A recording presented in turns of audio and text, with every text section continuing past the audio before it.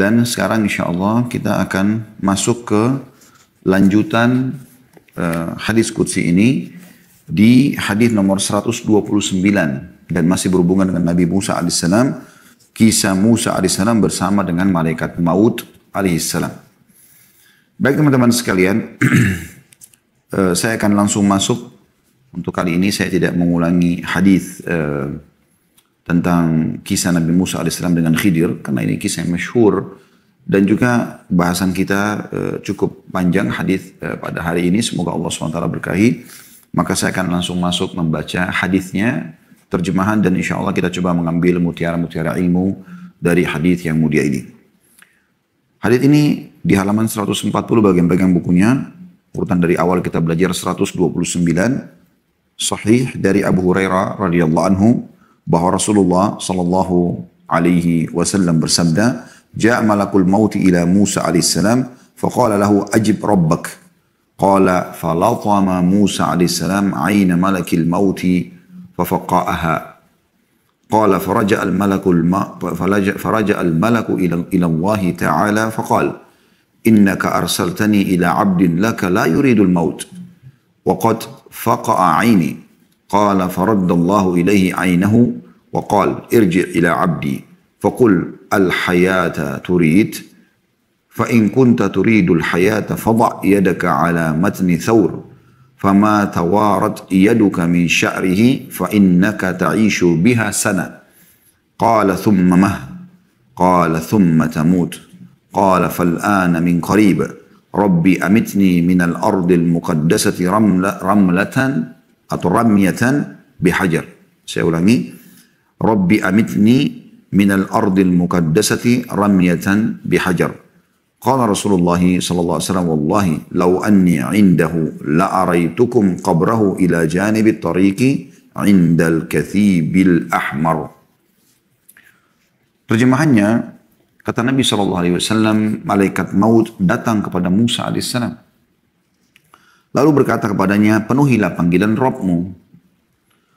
Lalu beliau bersabda, maka Musa AS menampar mata malaikat maut.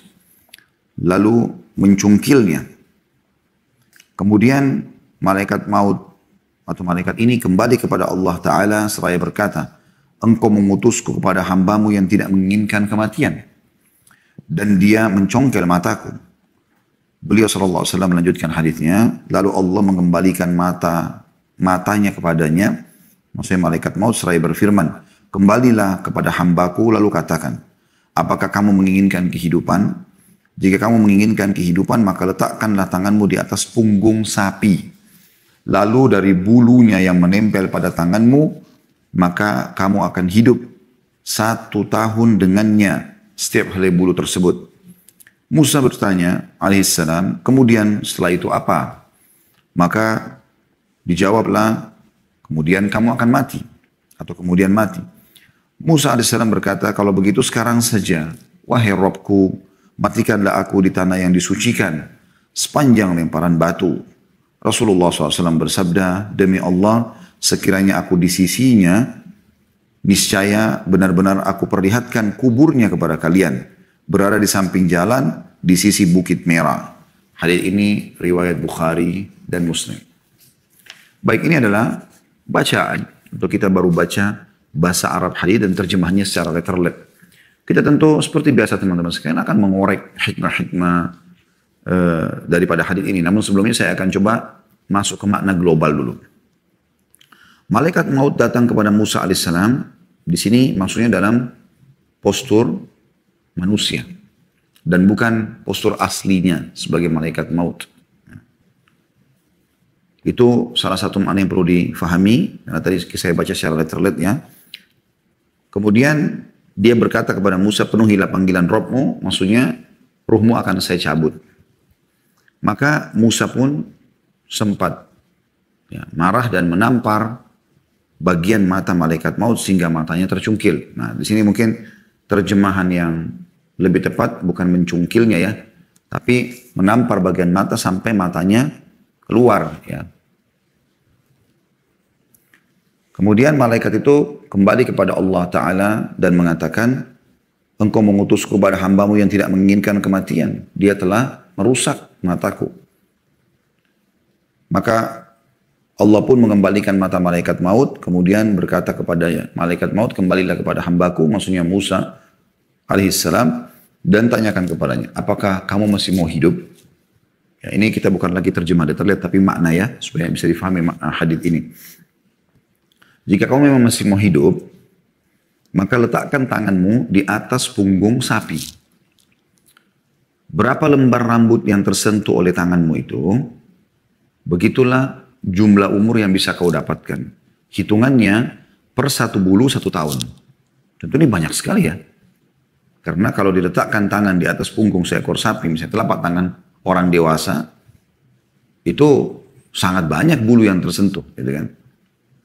Allah subhanahu wa ta'ala menawarkan, kalau dia mau, boleh dia hidup sejumlah bulu itu. Misal, yang tersentuh adalah 100 lembar bulu, berarti dia punya 100 tahun umur ke depan. 1000 lembar berarti 1000 tahun ke depan. 2000 berarti 2000 tahun. Ya. Namun Allah subhanahu wa ta'ala mengilhamkan di hati Musa AS dan Musa bertanya. Musa AS pertama sudah terima itu. Penawaran yang sangat luar biasa. Mau mati tapi dipanjangkan umurnya. Gitu kan. Dan dia pun diberikan umur yang sangat luar biasa panjangnya. Gitu. Maka Musa AS bertanya kembali. Setelah itu, setelah saya diberikan umur tambahan nanti, apakah saya juga akan mati? Kata malaikat menjawab dari Allah subhanahu wa ta'ala, iya. Maka dia pun mengatakan, kalau begitu, wahai Tuhanku, dia berdoa kepada Allah subhanahu wa ta'ala, matikanlah aku sekarang. Hanya saja aku minta, agar aku dikuburkan di dekat Baitul Maqdis di Palestina. Dekat Baitul Maqdis di Palestina. Masjid Aqsa. Ya. Ukuran lemparan batu. Jadi sejauh apa batu bisa dilemparin, dari Baitul Maqdis, maka disitulah aku diwafatkan dan minta untuk dikuburkan. Maka Allah subhanahu wa ta'ala pun mengabulkan permintaannya. Lalu kemudian Nabi Muhammad SAW menutup hadis sambil mengatakan, demi Allah, kalau seandainya saya pas ada di sana, di Baitul Maqdis, saya akan tunjukkan kepada kalian kuburannya Musa. Berada di pinggir jalan, ya, di atas tanah yang berwarna merah. Ini makna hadis. Saya berharap teman-teman sekalian yang mengikuti acara kita ini insya Allah, baik yang live ataupun setelahnya, sudah bisa memahami makna global hadis. Tadi kan kita baru membaca secara letter-letter. Baik. Sekarang teman-teman kita lebih dalam untuk mempelajari hadis ini dan insya Allah mengambil hikmah-hikmah, pelajaran-pelajaran, mutiara-mutiara yang sangat mahal. Yang pertama, bahwasanya semua jiwa pasti akan mati. Tidak terkecuali. Termasuk para nabi-nabi. Karena Allah subhanahu wa ta'ala menjelaskan dalam Al-Quran, A'udzubillahi minasyaitonir rajim, kullu nafsin dha'iqatul maut. Semua jiwa pasti akan meninggal. Bahkan manusia terbaik pun, yaitu Nabi Muhammad SAW meninggal dunia. Dan kisahnya sudah sangat masyhur dengan tengah umat Islam. Beliau meninggal dan sampai hari ini kuburannya pun masih bisa diziarahi oleh umatnya. Bahkan disunnahkan kita untuk menziarahi kuburan beliau, mengucapkan salam kepada beliau SAW. Berarti semua orang akan meninggal. Semua orang akan menemui ajalnya dan akan dieksekusi oleh malaikat maut. Hanya saja teman-teman sekalian kita akan bicara di mutiara yang pertama ini tentang masalah kepastiannya mati insya Allah dengan dalil-dalilnya. Setelah itu kita akan kembali untuk ke mutiara yang kedua, yang ketiga dan seterusnya. Seperti biasa tentunya. Maka saya akan coba teman-teman sekalian biidznillah coba mengangkat bahasan khusus dulu tentang masalah kematian. Kita perlu ketahui teman-teman sekalian, ya, tadi yang saya bacakan ayat itu dalam surah Al-Imran ayat 185 ya. Kembali saya ingatkan, A'udzubillahi minasyaitonir rajim, kullu nafsin dha'iqatul maut. Lanjutannya, wa innama tuwaffawna ujurakum yaumal qiyamah faman zuhziha 'anil nari wa udkhilal jannata faqad faz wa mal hayatud dunya illa mata'ul ghurur. Tiap-tiap yang berjiwa akan merasakan mati dan sesungguhnya pada hari kiamat disempurnakan pahala kalian, balasan kalian akan dapat. Barang siapa yang dijauhkan dari neraka dan dimasukkan ke dalam surga, maka sungguh ia telah beruntung.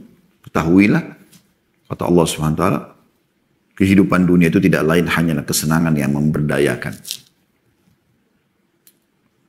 Dan ini tidak mungkin luput dari siapapun. Termasuk Nabi Muhammad SAW tadi saya katakan, dan Allah ceritakan itu dalam surah Az-Zumar ayat 30.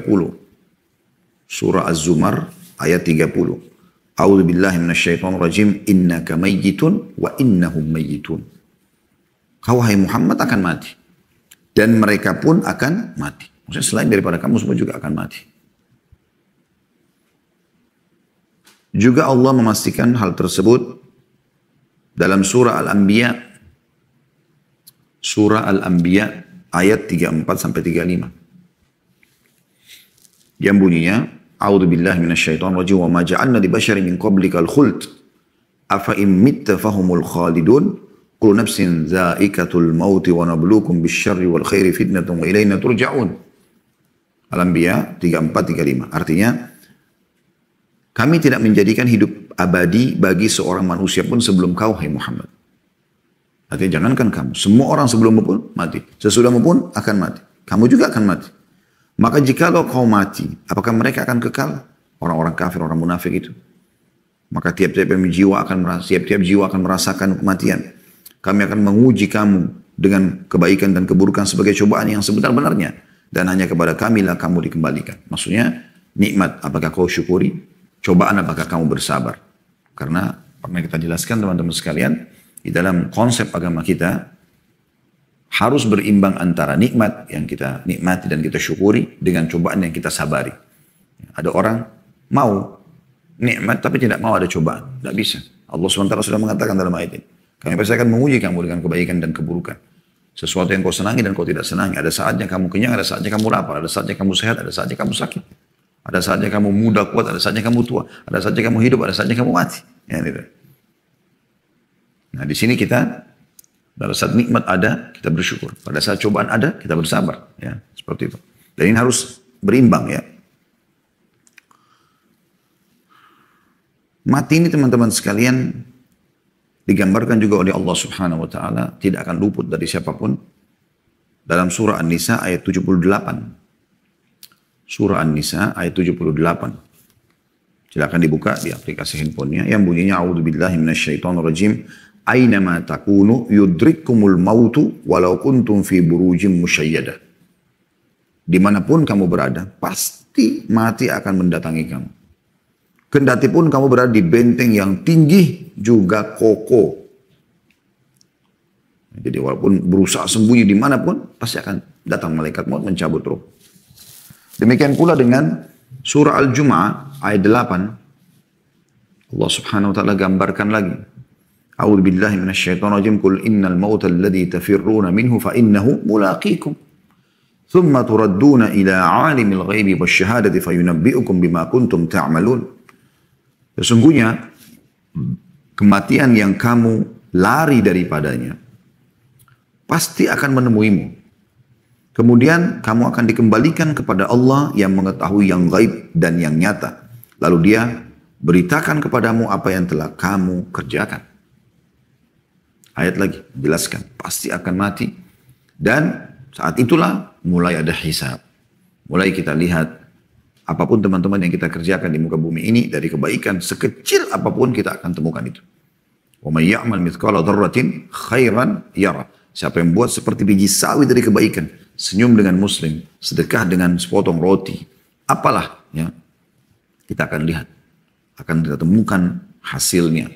Oleh karena itu kalau anda beribadah teman-teman sekalian, ini nasihat buat diri saya dulu, kemudian teman-teman sekalian ingat, ibadah itu bukan Allah yang butuh, tapi kita yang butuh terhadap ibadah tersebut. Kita yang akan merasakan nanti balasannya. Kalau orang beribadah dengan maksud bahwasanya Allah butuh, dia seperti store kewajiban. Seperti dia kerja di perusahaan, yang penting dia kasih tugasnya ke perusahaan lalu dia terima gajinya. Bukan seperti itu kepada Allah Azza wa Jalla. Allah tidak butuh dengan amal-amal kita. Dalam sebuah hadis qudsi yang sahih, kata Nabi SAW, Allah berfirman, wahai hamba-hambaku, amal-amal yang aku perintahkan kepada kalian, sesungguhnya untuk kalian aku kembalikan buat kalian. Ditugaskan lalu kemudian diberikanlah balasan oleh Allah Subhanahu wa taala. Allah tidak butuh semua itu. Nah kalau kita mengubah persepsi kita teman-teman sekalian, ternyata ibadah yang kita kerjakan, kita yang membutuhkannya, maka kita akan lebih khusyuk dalam sholat. Kita akan lebih maksimal dalam bersedekah. Kita akan terus mengejar membaca Quran, zikir, berdoa, jenguk orang sakit, bakti sama orang tua. Karena kita tahu kita butuh dengan amal itu. Nah ini konsep yang benar. Sekali lagi ini konsep yang benar. Yang butuh amal Anda adalah Anda sendiri. Jangan sia-siakan itu. Jangan seperti store kewajiban kepada Allah. Tapi memang sebagai bentuk kepatuhan kepada Allah subhanahu wa ta'ala. Bentuk kepatuhan. Ya, rasa cinta. Ingin mendapatkan ridha Allah subhanahu wa ta'ala. Jadi harus difahami baik-baik tentang masalah ini. Kita akan terima semua itu. Ya, dan Allah SWT akan beritahu. Begitu juga dengan amal buruk. Sekecil apapun. Dari dosa yang kita lakukan. Allah SWT mengatakan. وَمَنْ يَعْمَلْ مِثْقَالَ ذَرَّةٍ شَرًّا يَرَهُ. Siapa yang berbuat seperti biji sawi dari keburukan. Dia pasti juga akan melihatnya. Ya. Ayat yang lain tentang masalah kematian surah Qaf ayat 19. Surah Qaf ayat 19 yang bunyinya a'udzubillahi minasyaitonirrajim wa ja'at sakratul maut bil haqq dzalika ma kunta minhu tahid. Datanglah sakaratil maut, proses pencabutan ruh itu dengan sebenar-benarnya kata Allah. Itulah yang kamu selalu lari dari ini. Ya. Manusia selalu berusaha lari tapi tidak akan mungkin dia bisa lari. Ini semua dalil jelas. Ayat demi ayat kita bacakan. Ya. Jadi nggak mungkin orang luput dari kematian tersebut. Kemudian juga dalam surah Al-Waqi'ah ayat 60. Surah Al-Waqi'ah ayat 60. Renungi baik-baik teman-teman. Allah subhanahu wa ta'ala berfirman. A'udhu billahi minasyaitonir nahnu qaddarna bainakumul mauta. A'udhu billahi minasyaitonir rajim. Bunyinya. Nahnu qaddarna bainakumul mauta wa ma nahnu bimasbuqin. Al-ayah. Yang artinya. Kami telah menentukan kematian di antara kamu. Pasti semua mati. Dan kami sekali-kali tidak dapat dikalahkan. Mau ototnya besar, mau kaya raya, mau punya prajurit banyak, mati. Gak bisa luput dari itu. Ya. Jadi kita sebenarnya adalah calon-calon mayit semuanya. Ya. Itu predikat abadi. Calon mayit. Kemudian juga Al-Waqi'ah. Masih surah yang sama. Kalau tadi ayat 60, ada juga diulangnya Allah SWT ayat 83 sampai 87. Ini tentang prosesi ruh yang keluar. Al-Waqi'ah 83 sampai 87. A'udzu billahi minasyaitonir rajim. Falaula idza balagatil hulqum wa antum hina idzin tanzurun wa nahnu aqrabu ilaihi minkum walakin la tubsirun. Falaula in kuntum ghaira madinina tarji'unaha in kuntum shadiqin. Allahu Akbar. Artinya, maka mengapa ketika nyawa sampai ke kerongkongan? Padahal kamu pada saat itu melihat. Bagaimana pada saat nanti ruhmu sampai di kerongkongan dan kau lihat, kita semua akan menyaksikan itu. Malaikat maut cuma kita yang lihat, orang lain tidak lihat. Lalu kemudian dia cabut ruh sampai ke kerongkongan, kita rasakan dikeluarkan. Padahal kamu ketika itu melihatnya dan kami lebih dekat kepadanya daripada kamu. Maksudnya, kami kalau Allah menggunakan kata kami berarti Allah memerintahkan para malaikat lebih dekat kepada calon mayit ini daripada kamu. Walaupun kita berdiri di sebelah dia, malaikat maut tetap lebih dekat kepada si mayit tadi.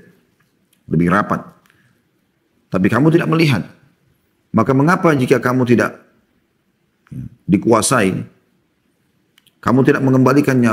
Kenapa kalau memang kau ini sebenarnya tidak dikuasai, maksudnya bukan dimiliki oleh Allah? Kenapa kamu tidak kembalikan ruh itu, nyawa itu ke tempatnya? Jika kamu adalah orang-orang yang benar.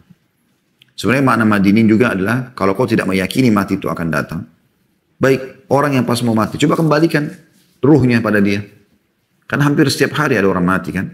Apalagi teman-teman yang berhadapan dengan rumah sakit segala macam. Tahu masalah itu. Coba kalau memang betul kematian itu. Ya, bukan tanda dikuasainya seorang hamba oleh penciptanya. Coba kembalikan. Mereka itu tidak mampu. Ya. Jadi ini di antara dalil ayat Al-Quran yang jelas sekali bahwasanya mati itu akan ada. Dari hadis Nabi SAW cukup banyak. Banyak sekali. Di antaranya hadis yang masyhur, hadis diriwayatkan oleh Tirmidzi.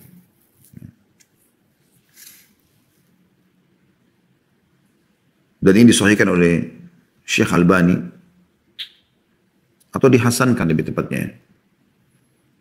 Yaitu hadis dari Abu Hurairah radhiyallahu anhu bahwasanya Rasulullah SAW bersabda, "A'maru ummati ma baina sittina ila sab'in wa aqalluhum man yajuzu dhalik." Umur umatku, kata Nabi SAW, pasti kalaupun lewat sedikit sekali, antara 60 sampai 70, ini yang umumnya. Ada yang meninggal sebelumnya, ada yang meninggal sebelumnya, tapi ini yang umum, mayoritas terjadi. Dan sangat sedikit di antara mereka yang melewati itu. Ibnu Majah sebutkan ini di nomor 4236. Dan Tirmidzi sebutkan di nomor 3550. Berarti kan menandakan pasti mati. Sedikit yang melewati, maksudnya tidak ada yang melewati. Kalaupun ada sampai 80, 100, itu bisa dihitung jari. Ya. Dan Nabi SAW sudah mengingatkan kepada kita teman-teman, kenapa kita pelajari poin ini? Kenapa kita jadikan sebagai poin pertama? Padahal kita bisa membahas sebenarnya tentang Nabi Musa. Kita bisa bahas tentang malaikat maut. Tapi saya tidak meletakkan itu di poin-poin pertama. Karena bagi saya ini mutiara termahal ini. Terlalu banyak orang lalai. Setiap hari pada saat bangun program di pikirannya dosa. Maksiat kepada Allah Subhanahu Wa Taala. Padahal dia makin dekat dengan kuburnya. Tidak ada tempat untuk lari. Mau lari kemana? Terus lalai. Bahkan sudah tua pun, sudah rabun matanya, mungkin sudah memutih rambutnya, sudah melemah badannya, makin jadi-jadi dengan kemaksiatan kepada Allah SWT. Kata Nabi SAW dalam hadis yang sahih diriwayatkan Ibnu Majah, An-Nasai, Ahmad, semuanya meriwayatkan rahimahullah, dan ini hadis sahih. Kata baginda Nabi SAW, "Akthiru dzikra hadimir radzat, yakni al-maut." Perbanyaklah mengingat pemutus kenikmatan, yaitu kematian. Saya kenikmatan dunia. Ya. Di dalam lafaz yang lain, lafaznya At-Tabarani dan juga Al-Hakim, "Akthiru dzikra hadhimil ladzat al-maut, fa innahu lam yadhkurhu ahadun fi liqin min al-'aishi illa wassa'ahu 'alayhi, wa la dzakarahu fi sa'atin illa dayyaqaha 'alayhi."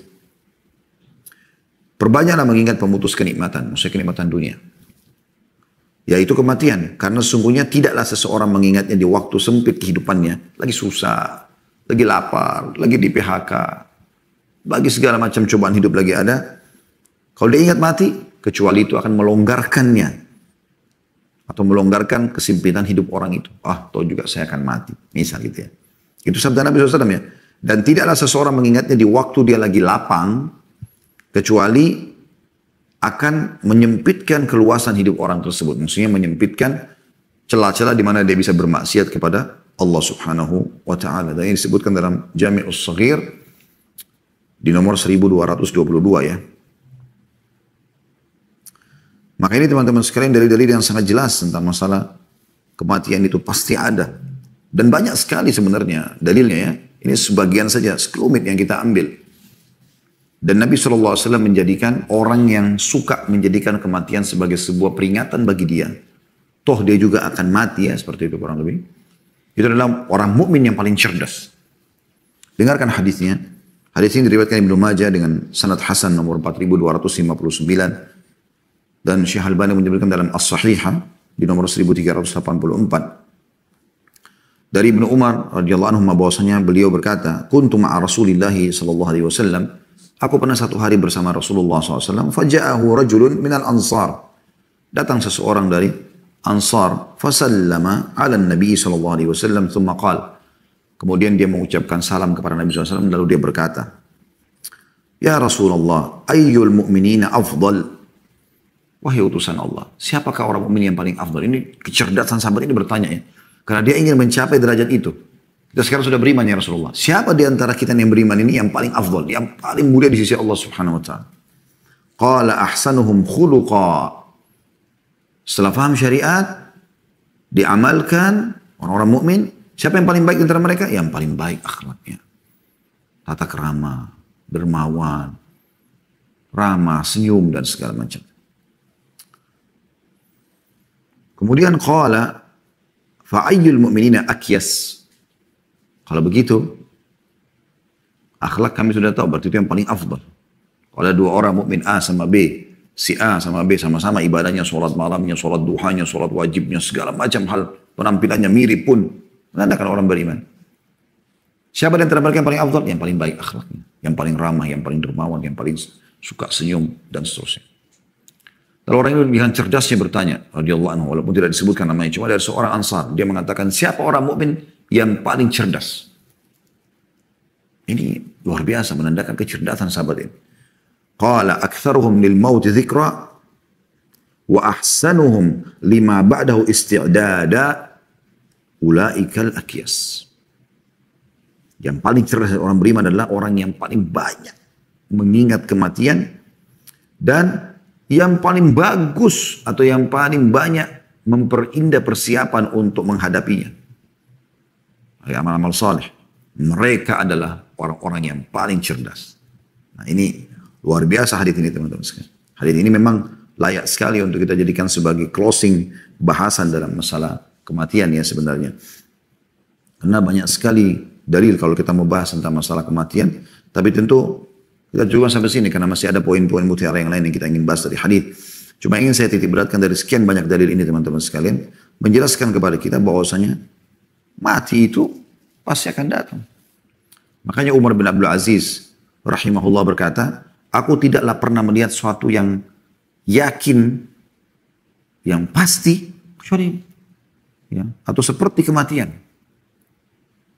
Tidak bisa orang lupa. Setiap detik kita bisa menghadapi kematian. Teman-teman buka matanya, buka pikirannya, buka hatinya. Setiap detik kematian bisa datang. Beliau mengatakan, namun disayangkan sekali. Sedikit orang yang mau mempersiapkan diri untuk itu. Ini dinukil oleh Imam Qurtubi dalam tafsir beliau dari perkataan Umar bin Abdul Aziz rahimahullah. Ya. Jadi ini luar biasa teman-teman sekalian bagaimana mereka mengingatkan satu sama yang lain ya. Rabi ibn Haytham rahimahullah, salah satu tabi'in yang masyhur. Beliau teman-teman sekalian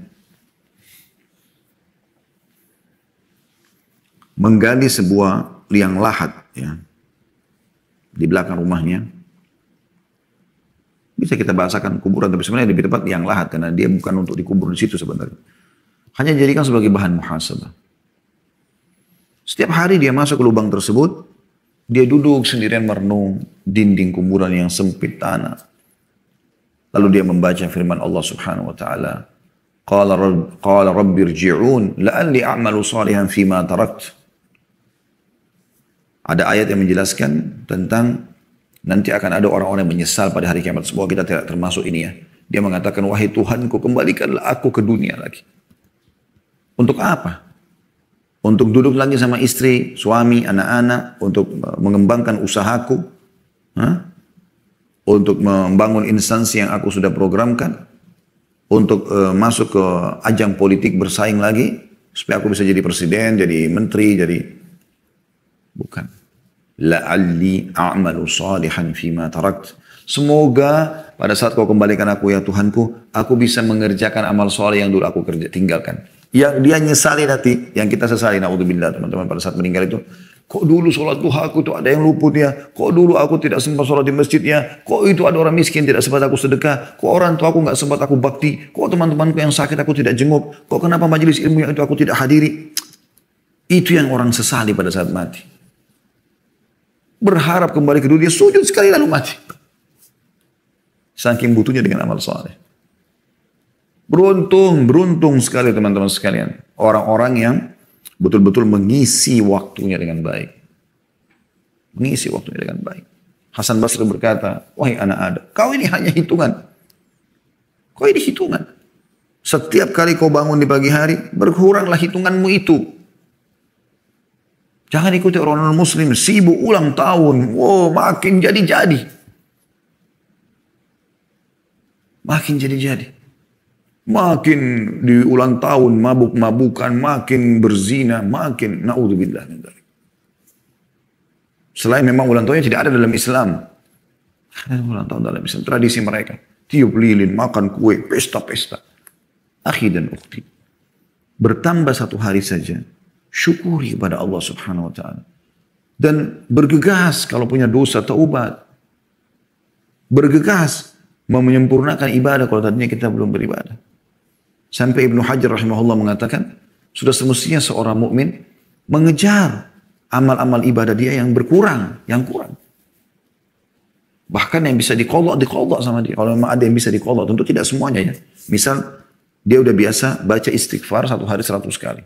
Menjalankan sunnah Nabi SAW. 1 hari dia lalai, dia sakit, dia nggak sempat. Tiba hari kedua, nggak ada salahnya dia membaca lagi istighfar itu. Segera, karena kemarin dia tidak sempat baca. Atau hari ini dia baca 200 karena kemarin 100 luput misalnya. Semoga Allah subhanahu wa ta'ala mencatatkan bagi dia. Ya. Juga sisi yang lain, kematian itu bagi orang beriman ini, yang memang mempersiapkan dirinya beramal saleh, adalah awal segalanya. Awal segalanya. Mati itu kebahagiaan. Mati sama dengan kebahagiaan bagi orang beriman. Bahagia. Lepas dari segala macam cobaan dunia. Lapar, haus, ngantuk. Segala macam. Gangguan orang, fitnah, gunjing. Sukses, gagal. Berhasil sekali. Turun lagi nanti. Nggak ada lagi semua.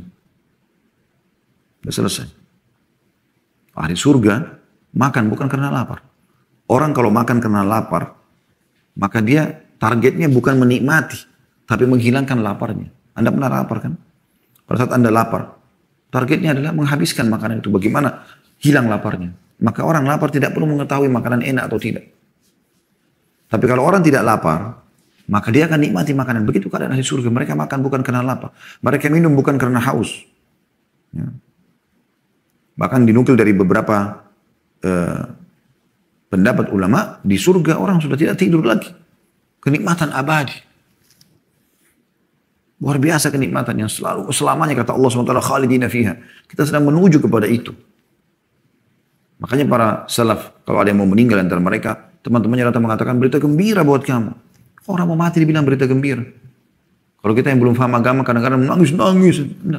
Berita gembira buat kamu. Mereka senyum. Karena sebentar lagi kau akan bertemu dengan Allah. Sebentar lagi kau akan ketemu dengan Rasulullah SAW. Sebentar lagi kau akan melihat hasil daripada amal solehmu.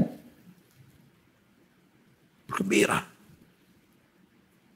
Mereka sangat gembira. Dan Allah jelaskan dalam Al-Quran masalah itu. Orang mukmin kalau meninggal dunia, maka akan datang malaikat yang menjelaskan kepada mereka mengatakan, Allah khawfu, jangan kalian takut.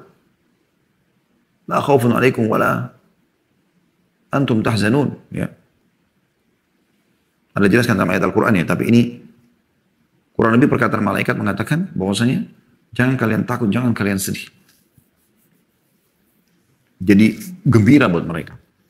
Tapi yang jadi masalah sekarang adalah kematian bagi orang kafir, orang munafik, akhir segalanya. Selesai urusannya. Kalau meninggal dalam keadaan kafir, gak ada lagi pertolongan. Anaknya yang muslim, biar doakan dia gak ada gunanya. Gak bisa lagi. Jadi musibah paling besar, na'udzubillah, orang meninggal dalam keadaan ini. Makanya Allah SWT mengatakan, wala tamutunna illa wa antum muslimun. Ini tiket paling mahal. Jangan pernah kalian meninggal dunia kecuali dalam keadaan Islam. Karena walaupun dia bermaksiat kepada Allah Subhanahu Wa Taala, selama dia belum membatalkan keislamannya, meninggal dalam keadaan berzina, minum khamr, mencuri, segala macam. Kalau dia tidak sempat taubat dan berat, amal solehnya tidak mencukupi untuk mengimbangi nanti itu di timbangan amal, dia masuk neraka dulu. Tapi diistilahkan dengan usahatul mukminin, mereka ahli maksiat dari orang-orang kalangan orang beriman. Setelah bersih dosanya akan dimasukkan ke dalam surga. Sampai banyak riwayat yang sudah saya jelaskan ya. Kalau teman-teman lihat di playlist YouTube ada kajian kita tentang kajian kitab ya Rasulullah SAW cerita tentang surga dan neraka. Itu insya Allah teman-teman saya ajak untuk mengikuti. Saya akan mereview kembali, tapi memang tentang bab nerakanya saja ya. Itu di hari Senin sore. 3:30 sore, waktu Indonesia Barat insya Allah, kita ada kajian membahas kumpulan doa-doa sesuai dengan Al-Quran dan Sunnah. Dan itu ada, kita sekarang sedang membahas doa-doa akhir, di tasyahud akhir sebelum salam. Nah di antara doakan itu, Allahumma inni a'udzubika min adzabil qabr. Kemarin sudah kita jelaskan tentang masalah kuburan. Nanti kita akan masuk insya Allah yang akan datang nih. Wa'udzubika min adzabi jahannam. Dan jauhkan kami dari siksa api neraka jahannam. Itu akan kita jelaskan juga. Nah, orang-orang beriman yang bermaksiat, di situ disebutkan banyak riwayat. Mereka kalau dia orang beriman akan keluar dari neraka. Dan mereka akan dicelupkan, dimasukkan ke sungai atau laut kehidupan. Sungai kehidupan. Maka mereka akan tumbuh, ya, bersih dari luka-luka mereka segala macam itu. Sebagaimana tumbuhnya tanaman di saluran air. Berwarna kuning-kuning. Kata Nabi SAW, tidakkah kalian melihat mereka tumbuh seperti berwarna kuning, kehijauan, dan masih lemas? Nah, seperti itu kurang lebih. Tapi bagi orang kafir, na'udzubillah, selamanya. Tentu juga kita sebagai orang beriman, teman-teman, jangan terus lalai dalam kemaksiatan. Karena kalau kita lalai dalam kemaksiatan, selalu saja tidak mau taubat, maka kita akan merasakan neraka dulu, na'udzubillah. Sebelumnya sisa kubur. Untuk apa? Kenapa nggak langsung jadi orang selamat aja? Ya kan? Jangan menjadi orang yang merepotkan diri. Maka jadilah orang mukmin yang cerdas. Setiap hari dia akan mengisi hari-hari, detik-detik hidupnya, semua persiapan amal yang akan dia lakukan. Dan ingat, sekali lagi ingat saudaraku seiman, amal yang Anda lakukan untuk Anda, Allah tidak butuh. Sehingga maksimalkan. Ini mutiara pertama dari hadis yang kita ambil. Mutiara yang kedua, sebenarnya sudah saya singgung pada pertemuan yang sebelumnya, tentang masalah Musa alaihissalam. Musa alaihissalam termasuk nabi dari ulul azm. Ada 124 ribu nabi, di antaranya 313 rasul. Sudah sering saya jelaskan perbedaan nabi sama rasul. Kalau nabi, seseorang yang Allah utus tidak membawa syariat baru, tapi mengingatkan kaumnya apa yang disampaikan oleh nabi dan rasul sebelumnya. Kalau rasul, seseorang yang membawa syariat baru, menghapus syariat sebelumnya.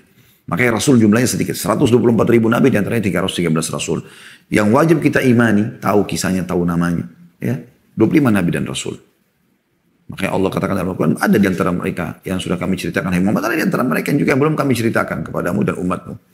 Yang jelas, teman-teman sekalian, dari 25 nabi dan rasul ini, mengerucut lagi ada pemimpin mereka, dikenal dengan ulul azm 5. Ya, Nuh, Ibrahim, Musa, Isa, Muhammad alaihi wassalatu wassalam. 5 ini. Nanti ngerucut lagi, yang paling afdal di antara 5 ini adalah Muhammad sallallahu alaihi wa ala alihi wa sahbihi wassalam. Nabi kita yang mulia. Kekasih kita semua, kasih orang beriman tentunya. Semoga Allah satukan kita bersama beliau di surga, ya, tertinggi insya Allah. Nah, Nabi Musa adalah satu dari nabi-nabi ulul azm.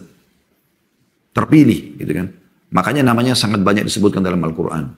Tidak kurang dari 120 kali disebutkan Musa alaihissalam. Hampir rata-rata surah-surah dalam Al-Quran, apalagi surah panjang itu ada kisah Musa alaihissalam. Ya. Walaupun tidak ada surah namanya surah Musa, nggak ada. Nabi-nabi lain ada surah Yunus, surah Ibrahim, surah Hud, ya, surah Yusuf, ada kan? Surah Muhammad alaihi wassalatu wassalam. Tapi Musa nggak ada. Cuman kisah Musa alaihissalam kalau kita perhatikan, kalau Anda sering baca Quran, apalagi Anda mengkhatam, Anda ulangi lagi, tidak asing lagi. Terulang-ulang kisah Musa alaihissalam dalam Al-Anbiya. Dari Al-Baqarah ada, Al-Imran ada, terus dalam surah-surah ini ada. Dalam Al-Qasas, hampir semuanya surah ini ada nama-nama Musa alaihissalam. Nah, banyak sekali disebutkan. Bahkan lebih banyak disebutkan namanya daripada Nabi Muhammad SAW sendiri. Tapi bukan berarti lebih mulia daripada Nabi Muhammad SAW ya. Cuma memang banyak hal yang kita disuruh ambil pelajaran dari kisah beliau. Termasuk yang kita jelaskan pada pertemuan yang lalu di hadis sebelumnya ya. Hadis nomor 128 tentang kisah beliau alaihi salatu wassalam dengan Khidir alaihi salatu wassalam. Jadi memang Musa alaihissalam punya kisah sendiri dan Nabi mulia yang perlu kita ketahui kisahnya kurang lebih seperti itu. Tapi yang saya sebutkan pada kesempatan ini adalah kurang lebih 120 kali disebutkan namanya yang saya temukan datanya gitu ya. Dan banyak sekali yang kita bisa ambil pelajaran dari kisah beliau. Di antaranya tentu kisah yang unik ini. Yaitu kisah bagaimana dia berhadapan dengan malaikat maut. Ya. Kemudian dia memukul malaikat maut. Ini kan kalau nggak dijelaskan dengan benar orang bisa salah fahamin. Berarti manusia bisa lawan malaikat. Nah ini perlu diluruskan. Tentu jawabannya tidak bisa. Di sini malaikat bukan datang dalam postur aslinya malaikat. Tapi datang dalam rupa manusia. Maka pada saat malaikat maut datang dan mengatakan kepada Musa alaihissalam, ya, jawablah panggilan Tuhanmu, artinya dia mau matikan. Musa alaihissalam di sini memukul malaikat maut bukan karena tidak patuh kepada perintah Allah Subhanahu wa taala. Karena malaikat maut dalam bentuk manusia, ada kemungkinan ini malaikat atau bukan. Maka Musa alaihissalam menamparnya. Karena bahasa ini bahasa berat. Jawab panggilan Tuhan, maksudnya saya akan matikan kau sekarang. Mirip kalau ada orang datang kepada kita lalu mengatakan, saya akan matikan kau sekarang. Saya lihat ini manusia. Siapa kau yang mau matikan saya? Gitu ya. Seakan-akan akan menyerang dia. Ya, karena proses pencabutan ruh kan akan dicabut ruhnya. Gitu. Dikeluarkan dari ubun-ubun ya. Nah, di sini teman-teman sekalian, yang perlu kita pahami adalah bukan berarti Musa alaihissalam membangkang terhadap perintah Allah. Bukan juga malaikat maut tidak bisa melawan. Jangan itu yang difahami, jangan itu yang dibahas. Yang kita sedang bahas adalah bagaimana mukjizat Nabi Muhammad SAW dalam menyampaikan apa yang terjadi tentang Musa alaihissalam di akhir hidupnya. Mukjizatnya di sini. Karena kalau bukan mukjizat Nabi Muhammad SAW tidak sampai kepada kita informasi ini. Sebagaimana juga kisah beliau sama Khidir alaihissalam. Itu satu sisi. Sisi yang lain, di sini Musa alaihissalam manusia biasa. Datang manusia kepada dia lalu tiba-tiba mengatakan, kau akan saya matikan. Maka yang terjadi dia melawan, gitu kan. Andai saja Musa alaihissalam sudah tahu dari awal ini adalah malaikat maut, tentu dia tidak akan melawan. Karena sudah tahu seorang nabi. Kita saja orang-orang beriman bukan di kalangan nabi tahu kalau malaikat maut datang nggak mungkin kita melawan, gitu kan. Seperti itu.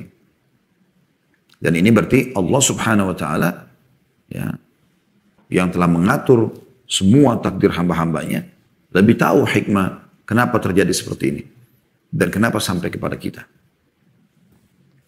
Membuktikan juga bahwasanya malaikat maut juga makhluk. Nanti akan kita jelaskan di mutiara yang ketiga insya Allah masalah itu ya. Yang jelas Musa alaihissalam punya kisah unik di sini dan dia pun ya, melakukan ini pada malaikat maut sampai malaikat maut kembali kepada Allah lalu mengatakan kepada ya, malaikat maut sebetulnya ya, malaikat maut mengatakan ya Allah engkau mengutus aku kepada hamba yang tidak mau mati. Maka Allah mengembalikan matanya. Setelah itu ya, Allah SWT mengatakan kembalilah kepada hambaku dan katakan kalau dia masih mau hidup lagi maka dia boleh meletakkan tangannya di atas punggung sapi. Berapa bulu yang tersentuh dengan tangannya itu, atau kalau diangkat tangannya ada bulu yang melekat, ya, begitulah jumlah umur. Per satu bulu, 1 tahun.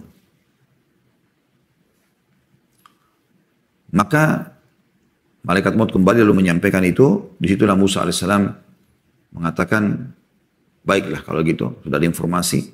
Sekarang dia sudah lebih menyadari tentang malaikat maut ini. Memang utusan Allah Subhanahu wa taala, maka dia pun mengatakan, kalau setelah itu apa lagi? Setelah saya dikasih umur yang panjang tambahan pun per 1 bulu 1 tahun. Kata malaikat maut, kau akan mati. Maka kata Musa alaihissalam, kalau gitu matikan saya sekarang. Kemudian dia minta kepada Allah SWT agar dimatikan jarak lemparan batu dari Baitul Maqdis atau Masjid Aqsa. Lalu Nabi SAW memastikan di penutupan hadits mengatakan, demi Allah kalau saya lagi ada di Baitul Maqdis, saya tunjukkan kalian di mana kuburannya. Lalu Nabi SAW sebutkan cirinya. Apa cirinya? Cirinya adalah dia ada di pinggir jalan, di atas gundukan tanah berwarna merah, kan begitu dikatakan ya.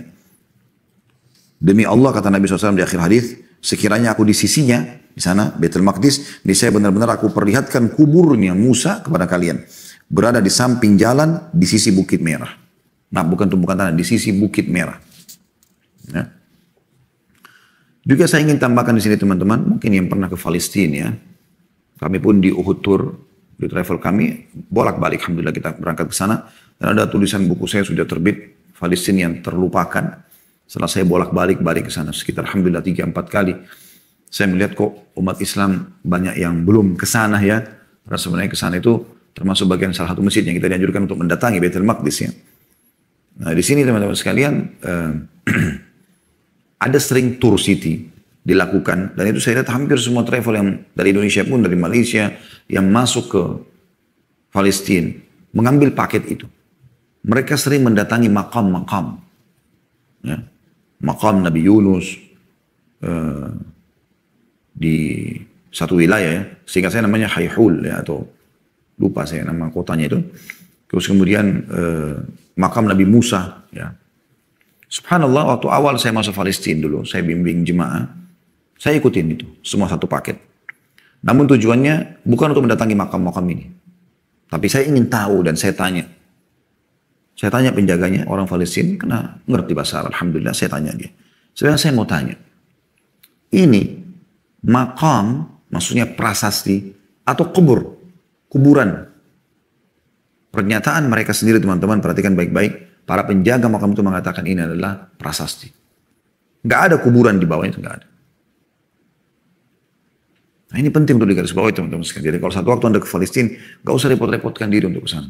Karena yang mereka namakan makam Nabi Musa, terus dibuatkanlah kayak kuburan begitu besar, ada masjidnya, jauh sekali dari Baitul Maqdis. Jauh sekali. Kalau seingat saya, kalau saya tidak salah antara 20 sampai 25 menit perjalanan dari Baitul Maqdis ke makamnya Nabi Musa. Yang mereka selalu datangi. Perhatikan apa hadis di sini berbunyi.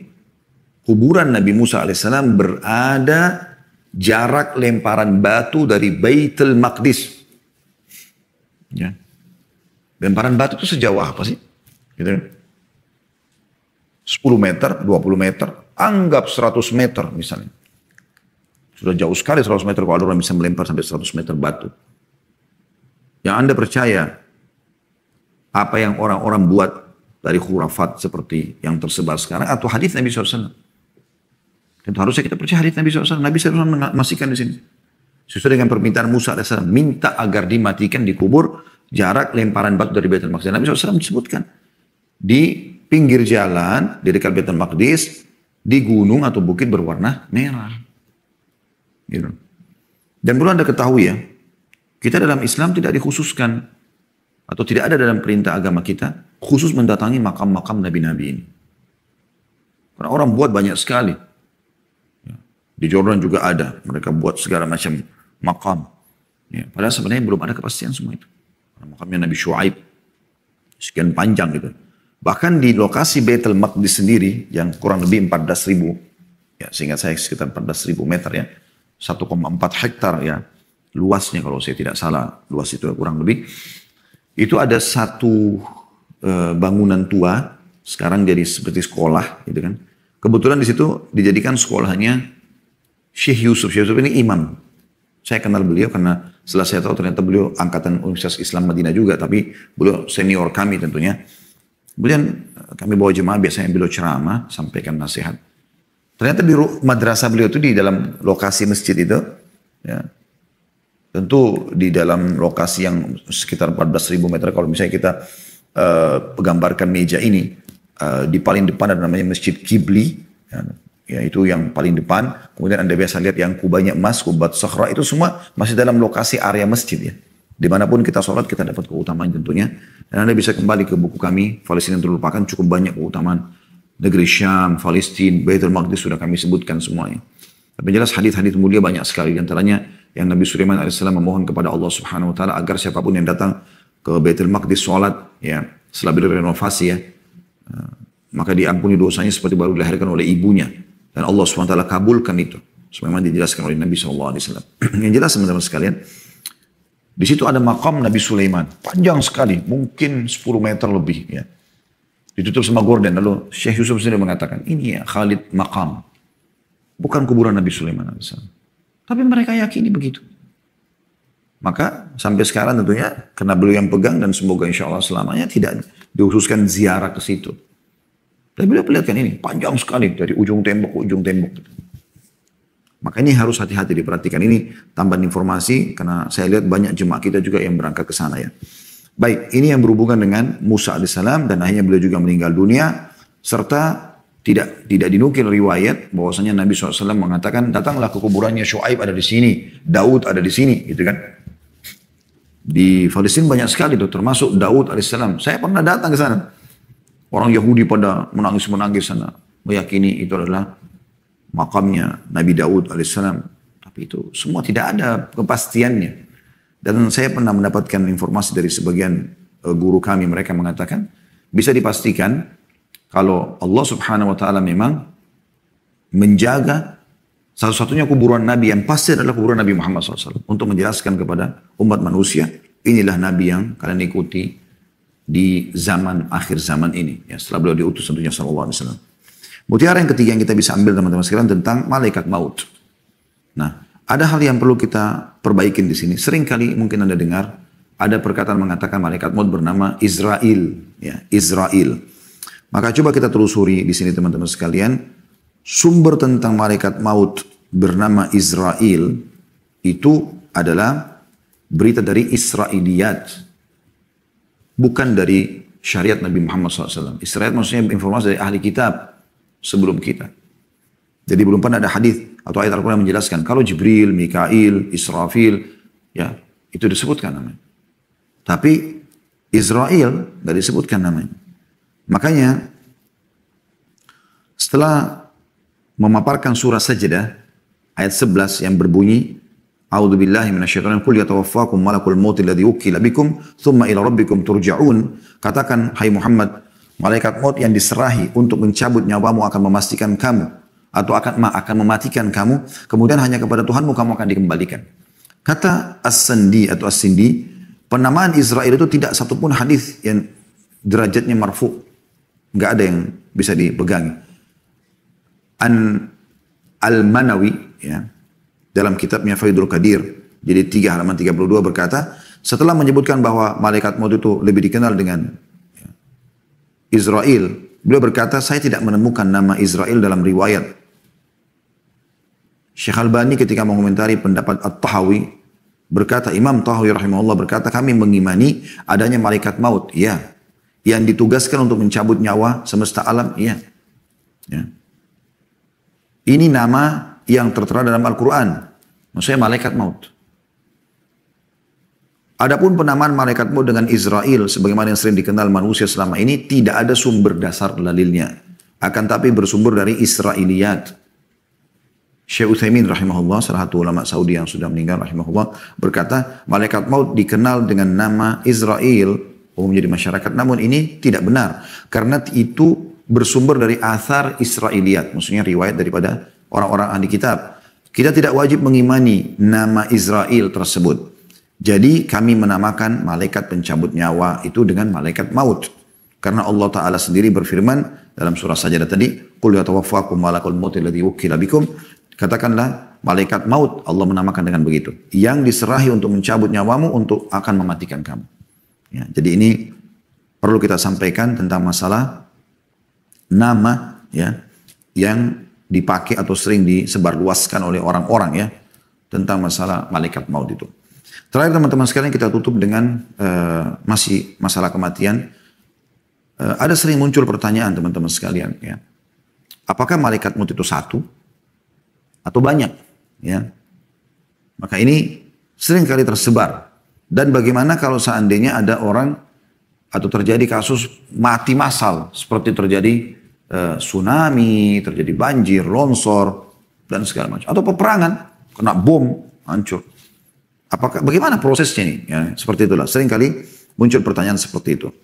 Maka perlu kita berikan rincian di sini teman-teman sekalian. Secara zahir, ayat-ayat Al-Quran yang menyebutkan tentang malaikat maut itu banyak. Ya. Ayat pertama misalnya, dalam surah Al-An'am ayat 61, A'udzubillahi minasyaitonir ini Al-An'am, surah nomor 6 ayat 61, ya, yang bunyinya, Hatta idza jaa ahadakumul mautu tawaffathu rusuluna wa hum la yufarritun. Perhatikan kalimat rusuluna. Sehingga apabila datang kematian kepada salah seorang di antara kamu, ia diwafatkan oleh malaikat-malaikat kami. Allah menggunakan jamak di sini, ya, yang tidak melalaikan kewajiban mereka. Secara zahir berarti pencabut nyawa banyak utusan Allah Subhanahu wa taala, ya. Nah, Allah menggunakan rusul. Begitu juga dengan Allah sebutkan dalam surah An-Nahl ayat 28. A'udzubillahi minasyaitonirrajim alladzina tatawaffahumul malaikah. Orang-orang yang diwafatkan oleh malaikah. Malaikah jamak daripada malak. Jadi diwafatkan oleh para malaikat-malaikat. Ya, jadi ini jamaknya, gitu kan. Jadi ini secara zahir Al-Quran, gitu. Para ulama telah menelaah masalah ini cukup dalam. Kesimpulan terbaiknya adalah pada dasarnya malaikat maut itu yang memang memegang, ya, tugas utama adalah satu. Tetapi ia memiliki pembantu-pembantu yang membantu dia untuk melakukan hal tersebut. Ya, itu sangat masyhur hadis Nabi SAW. Sesungguhnya hamba mukmin dalam hadis Bukhari Muslim, kalau ia berpisah dengan dunia ini, innal abda al mu'min idza kana fi inqita' min ad-dunya. Saya langsung terjemahkan saja karena waktu ya.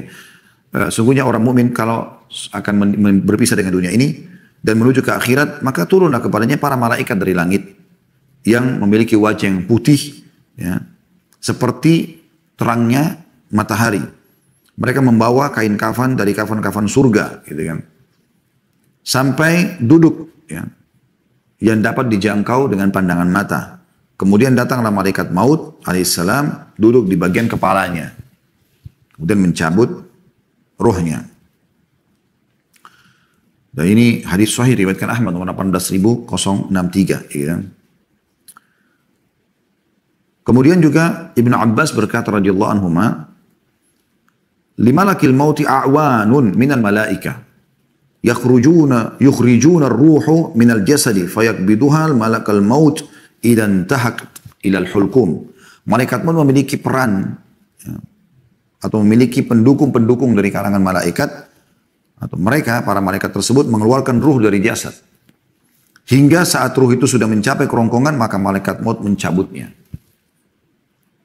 Jadi ada yang membantu dia. Tafsir Ibnu Katsir jadi 3 halaman 239. Ya.